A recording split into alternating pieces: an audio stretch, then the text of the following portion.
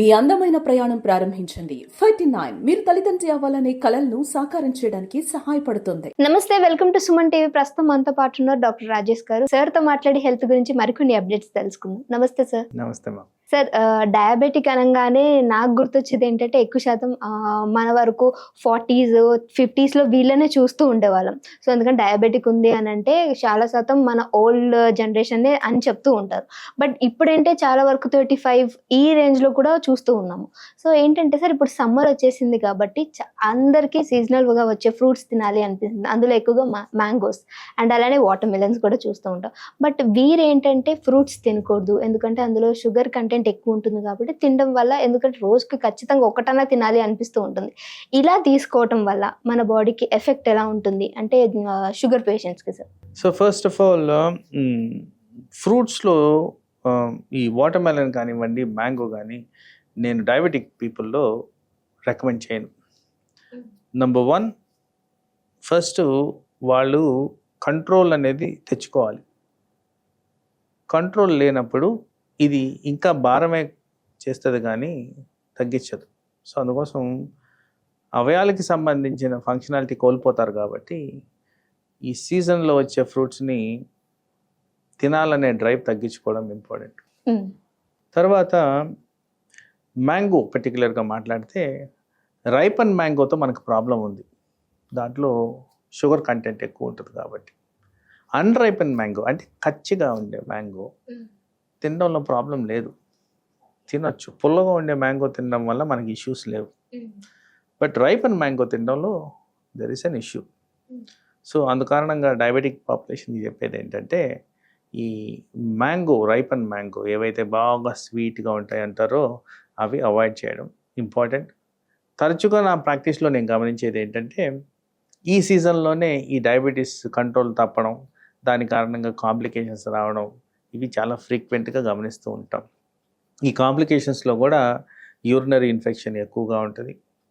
కాళ్ళకు వచ్చే infection cellulitis అంటాం, అంటే ఇన్ఫెక్షన్ అనమాట. అక్కడ పుండు మానకుండా ఉండడం, డయాబెటిక్ ఫుడ్కు దారి తీయడం, తద్వారా ఇది దీర్ఘకాలంలో ఎక్స్టెండ్ అయితే ఈ రక్త ప్రసరణ తగ్గిపోవడం, స్పర్శ తగ్గిపోవడం, ఇలాంటివన్నీ కూడా complications related to abnormal eating హ్యాబిట్స్కి. అంటే ఇవి హైలైట్ చేస్తున్నాను కానీ యాక్చువల్లీ ప్రైమరీగా డయాబెటీస్లో హార్ట్, ఐ, కిడ్నీ మేజర్గా ఎఫెక్ట్ అవుతూ ఉంటాయి. అవి కాకుండా ఎక్కువ ప్రజల్లో ఐడియా లేని ఏరియాస్ ఇవి. అందుకోసం వీటి గురించి నేను మాట్లాడుతున్నాను ఇక్కడ. సో అవాయిడింగ్ బాగా స్వీట్ అండ్ సబ్స్టెన్సెస్ అనేది చూడాలి.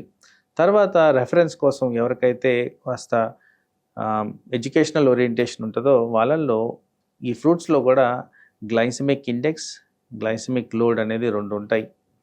అవి ఎక్కువగా ఉన్న సబ్స్టెన్సెస్ని తినకపోవడం మంచిది.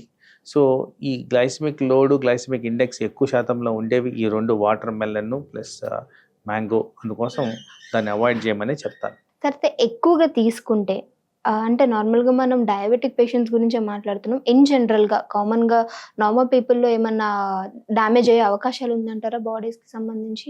నార్మల్ పీపుల్లో body such a beautiful mechanism. ఏదన్నా అబ్నార్మల్గా తీసుకున్నా కానీ దాన్ని కాంపెన్సేట్ చేస్తుంది టు ఎన్ ఎక్స్టెంట్.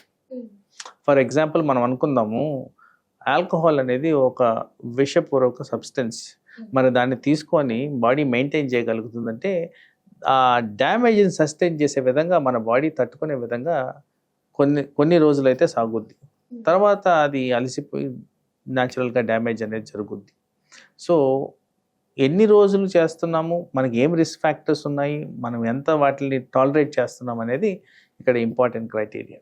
సార్ నార్మల్గా ఏంటంటే సార్, సీజన్గా వచ్చే ఫ్రూట్స్ ఏవైనా సరే ఖచ్చితంగా తినాలి అని అంటూ ఉంటాం. మరి ఎందుకు సార్ డయాబెటిక్ వాళ్ళకి ఫ్రూట్స్ అనేవి తినకూడదు అని చెప్తున్నారు? తినొచ్చు కదా. అంటే తినొచ్చు. ఇప్పుడు డయాబెటిక్స్ వాళ్ళు అన్ని ఫ్రూట్స్ మానేయమని నేను చెప్పట్లేదు. ఫ్రూట్స్లో గ్రీన్ కలర్ యాపిల్ దొరుకుతుంది, అది తినొచ్చు, నో ఇష్యూస్. కివీ పండు దొరుకుతుంది, అది తినొచ్చు. జామకాయ దొరుకుతుంది, అది తినొచ్చు. దోరని బొప్పాయికాయ తినొచ్చు. డ్రాగన్ ఫ్రూట్ తినొచ్చు. సో ఇలా చెప్పుకుంటూ పోతే కాలాజామున్ తినొచ్చు. సో ఇలా ఉన్నాయి. నాకు అదొకటే కావాలి అంటే అది ప్రాబ్లం. మరి అది కూడా ప్రాబ్లం ఎక్కడంటే, ఇప్పుడు సపోజ్ ఎవరికైతే కంట్రోల్ ఉండదో వాళ్ళలో నేను మ్యాంగో తినండి అని చెప్తే అది ఇంకా హారబుల్గా తయారవుద్ది పరిస్థితి. సో ఒకవేళ కంట్రోల్ ఉన్నా కానీ small portion of that fruit is acceptable, very small portion. So ఆ విధంగా దాన్ని గమనించుకుంటూ చేస్తేనే అది కరెక్ట్ పద్ధతి. సో ఏదో వాళ్ళు తినకూడదు అనేది స్టేట్మెంట్ కాదు, కానీ దానివల్ల అనర్థాలు వస్తాయి కాబట్టి దీన్ని గమనించుకోవాల్సిన అవసరం అయితే ఉంది. ఎప్పుడో ఒకసారి ప్రసాదం తింటాం. ఆ ప్రసాదం కూడా తీపి పదార్థమే తింటాం, దానివల్ల షుగర్ పెరుగుద్ది. కానీ అది తప్పనిసరి పరిస్థితి కాబట్టి తింటారు. అది రోజు తింటూ పోతే అది ప్రసాదం అవ్వదు, ఇక్కడ ప్రాబ్లం పెరుగుతూ పోద్ది. సో అందుకోసం దాన్ని ఏ విధంగా చూడాలో ఆ విధంగానే చూడాలి, పర్టికులర్గా డయాబెటిక్ పాపులేషన్. ఎందుకంటే ఆ కారణంగా కాంప్లికేషన్స్ వస్తాయి కాబట్టి, కాంప్లికేషన్స్ ఒకసారి వస్తే రివర్సిబుల్ కాదు కాబట్టి మనం కాస్త జాగ్రత్తగా ఉండాలి ఈ విషయంలో. ఓకే, అయితే సార్ లెవెల్స్ అనేవి ఉంటాయి ఈ డయాబెటిక్ పేషెంట్స్లో. ఫస్ట్ లెవెల్ అంటే స్టార్టింగ్లో ఉన్న వాళ్ళు పర్లేదు ఏదైనా తింటే చల్తాహే అనుకుంటూ ఉంటారు. అండ్ ది ఎండ్ ఉన్న వాళ్ళు కూడా ఏమనుకుంటారంటే సరే నేను కొంచెం జాగ్రత్త తీసుకోవాలని. బట్ స్టార్టింగ్ నుంచి ఎండ్ వరకు చూసుకున్నప్పుడు అందరూ ఒకే విధంగా ఉండాలి అంటారా తీసుకునే ఇంటేక్ అనేది? సో ఇక్కడ డయాబెటీస్లో ప్రాబ్లం ఏంటంటే it's a life long disease. ఒకసారి వస్తే కంటిన్యూస్గా ఎండ్ వరకు ఉంటుంది.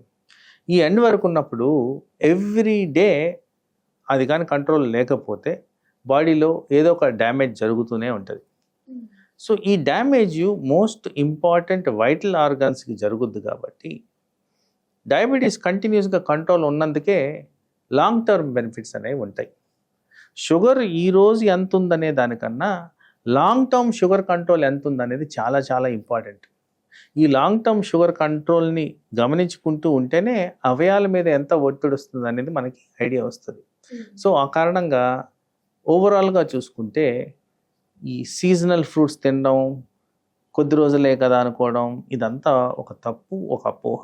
సో అలా కాకుండా ప్రాపర్గా ముందు నుంచి లాస్ట్ వరకు మెయింటెనెన్స్ అనేది ఒకే విధంగా ఉంటే ఆల్వేస్ బెనిఫిషియల్ ఎఫెక్ట్స్, దానివల్ల అవయాల మీద ఎక్కువ ఒత్తిడి కాకుండా లైఫ్ లాంగ్ మనకి ప్రాబ్లమ్స్ రాకుండా కాపాడుకోవచ్చు. సరే, అయితే సమ్మర్ వచ్చింది కాబట్టి బయటకు వెళ్ళినప్పుడు కానివ్వండి, లేకపోతే ఎక్కువగా తిరిగినప్పుడు అనిపిస్తూ ఉంటుంది ఏదో ఒక కూల్ డ్రింక్ తాగాలనో, లేకపోతే ఎక్కడ కనిపించిన షుగర్ కేన్ జ్యూసెస్ కావచ్చు, కోకోనట్ వాటర్ ఇలా తీసుకుంటూ ఉంటారు. ఇలా ఎక్కువ మోతాదులో తీసుకోవటం వల్ల ఏమైనా అనర్థాలు జరిగే అవకాశం ఉందంటారా షుగర్ పేషెంట్స్లో? So first of all sugar patients ఇలాంటి తీయటి పానీయాలు తీసుకోకూడదు. సో అది కొబ్బరి నీళ్ళు కావచ్చు, షుగర్ కేన్ జ్యూస్ కావచ్చు, ఇంకోటి కావచ్చు. సో న్యాచురల్ పద్ధతుల్లో దొరికేవి మనకి ఈజీగా ఇంట్లో అవైలబుల్ ఉండేవి సాబుదానా వాటర్, బార్లీ వాటర్, గంజి, పప్పు మీద నీళ్ళు. సో ఇలాంటివి చాలా రకాలుగా మనం న్యాచురల్ పద్ధతుల్లో కన్జ్యూమ్ చేసే విధంగా ఉంటుంది. మోస్ట్ ఇంపార్టెంట్ గమనించుకుంటే best thing is water, plain water. So ఇది మళ్ళీ ఇక్కడ ఎక్సెప్షనల్ థింగ్స్ ఏంటంటే ఎప్పుడో ఒకసారి బాగా దాహంగా ఉంది, ఆ దాహం తీర్చుకోవడానికి కాస్త నిమ్మరసం తాగడం, ఇలాంటివన్నీ హెల్త్ బెనిఫిషియల్ ఎఫెక్ట్స్ ఉన్నవి. బట్ దాంట్లో షుగర్ కంటెంట్ లేకుండా చూసుకోవడం ఇంపార్టెంట్. మజ్జిగ అనదర్ బెనిఫిషియల్ ఎఫెక్ట్ డయాబెటిక్ పాపులేషన్లో. సో చల్లటి పానీయాలు తాగాలంటే తీపి లేనివి తాగితే డయాబెటిక్ పాపులేషన్కి బెనిఫిట్స్. తీపి ఉన్నవి తాగితే ప్రాబ్లం ఇక్కడ ఎట్లా వస్తుందంటే ఎవరైతే షుగర్ ఉన్న కంటెంట్ తీసుకుంటారో డయాబెటిక్ పాపులేషన్లో ఎక్కువ శాతం డీహైడ్రేషన్కి గురయ్యేదానికి ఆస్కారం ఉంది. ఎందుకంటే ఈ డీహైడ్రేషన్ కారణంగా మనం ఆ చల్లటి తీపి పానీయం తీసుకుంటున్నాం. షుగర్ లెవెల్స్ పెరగంగానే బాడీలో ఆటోమేటిక్గా డీహైడ్రేషన్ అనేది స్టార్ట్ అయిపోద్ది. ఆ కారణంగా మీరు గమనిస్తే ఎక్కువ షుగర్ ఉన్న వాళ్ళలో ఎక్కువ యూరినేషన్ వస్తుంది. సో ఆ కారణంగా బాడీలోంచి ఉన్న వాటర్ కంటెంట్ తగ్గేదానికి ఆస్కారం ఉంది. డీహైడ్రేషన్కి ఎక్కువగా గురైతే ఈ షుగర్ కారణంగా తీవ్రమైన ఒత్తిడి బాడీ మీద వచ్చి sugar related complications, diabetic ketoacidosis, renal failure ఇలాంటివి వచ్చేదానికి ఆస్కారం ఉంది. అందుకోసం షుగర్ ఉన్న పేషెంట్స్ ఐడియల్గా షుగర్ రిలేటెడ్ డ్రింక్స్ని అవాయిడ్ చేయడం మంచిది. ఓకే సార్, దీన్ని బ్యాలెన్స్ చేయడానికి ఏమైనా బ్యాలెన్స్డ్ డైట్ ఉందంటారా సార్? బ్యాలెన్స్ డైట్ ఆబ్వియస్గా చెప్పేది ఏంటంటే న్యాచురల్గా పద్ధతుల్లో మన ఇంట్లో దొరికే థింగ్స్.